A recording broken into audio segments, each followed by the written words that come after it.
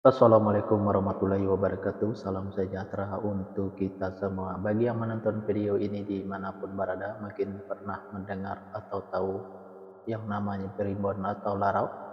Kalau pernah mendengar atau tahu dengan yang namanya primbon atau larau ini, apakah penonton tahu apa arti dan maksud atau tujuan dari primbon atau larau ini? Arti dan maksud atau tujuan dari primbon ini adalah memberitahu permasalahan yang ada di dalam rumah tangga pasangan suami istri.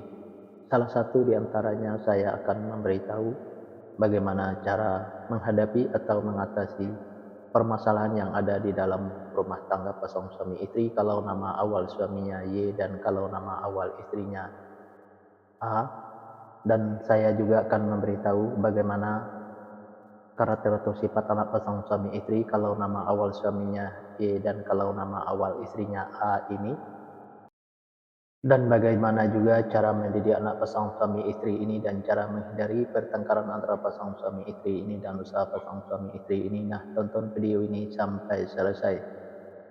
Sebelum saya melanjutkan video ini, saya informasikan bagi yang menonton video ini mungkin ada yang ingin berusaha dan ingin usahanya berkembang maju dan sukses, silahkan hubungi saya, insya Allah akan saya bantu untuk membuatkan nama usahanya atau nama toko dan kiosnya yang cocok dengan nama pasangan suami istrinya. Insya Allah usahanya pasti berkembang maju dan sukses.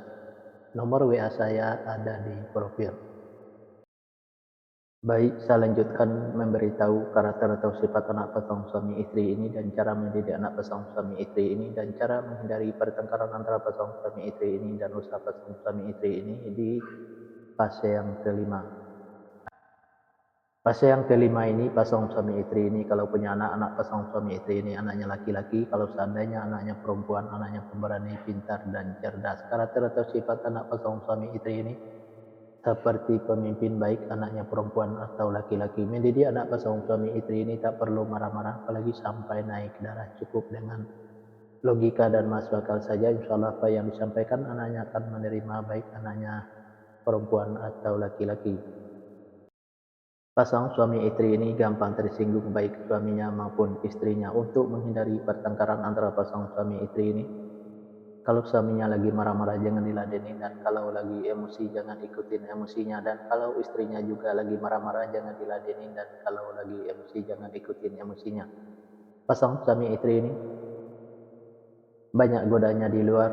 Salah satu di antaranya kalau suaminya itu perempuan, kalau istrinya itu laki-laki. Biar suaminya tidak tergoda di luar, terpislah suaminya dengan semaksimal mungkin dari A sampai Z. Kalau ada godaan di luar jangan sampai tergoda, karena yang di luar itu belum tentu sebaik suaminya yang sudah ada. Dan biar istrinya juga tidak tergoda di luar, sayangilah istrinya dengan semaksimal mungkin dari A sampai Z. Kalau ada godaan di luar jangan sampai tergoda, karena yang di luar itu belum tentu sebaik istrinya yang sudah ada. Pasangan suami istri ini apa yang diusahakan selalu berkembang maju dan sukses, dan apa yang direncanakan selalu terlaksana, dan apa yang dicita-citakan selalu tercapai.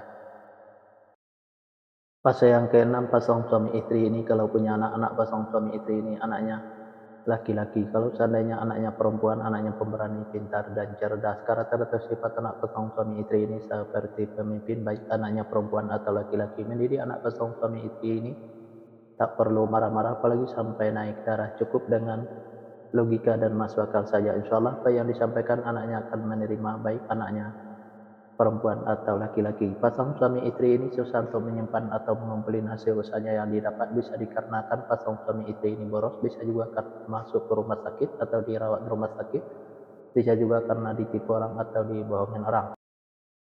Biar pasangan suami istri ini bisa mengumpulin hasil usahanya yang didapat, jangan ikutin keborosannya, baik keborosan suaminya maupun keborosan istrinya. Biar tidak masuk ke rumah sakit atau dirawat di rumah sakit, jaga kebersihannya dan jaga makanannya biar tidak ditipu orang atau dibohongin orang.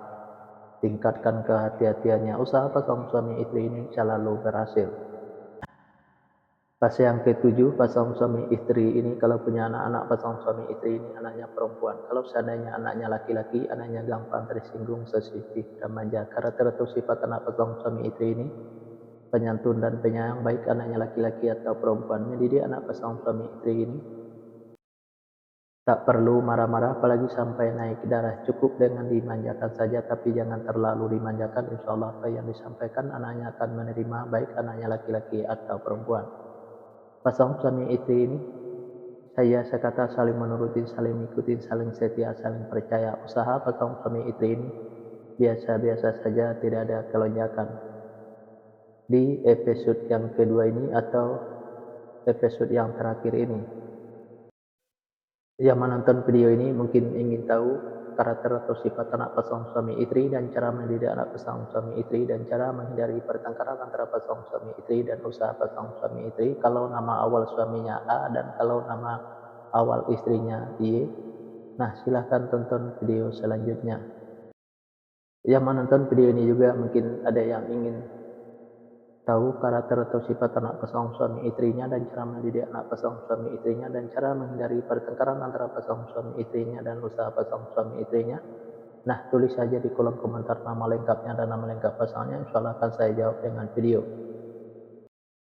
Nah, hanya itu yang bisa saya sampaikan. Mohon maaf kalau ada kata-kata yang salah. Yang salah itu pasti dari saya, yang benar dari Allah. Pertama, saya mulai dengan Assalamualaikum. Sekarang saya sudahi, wabillahi taufiq wal hidayah.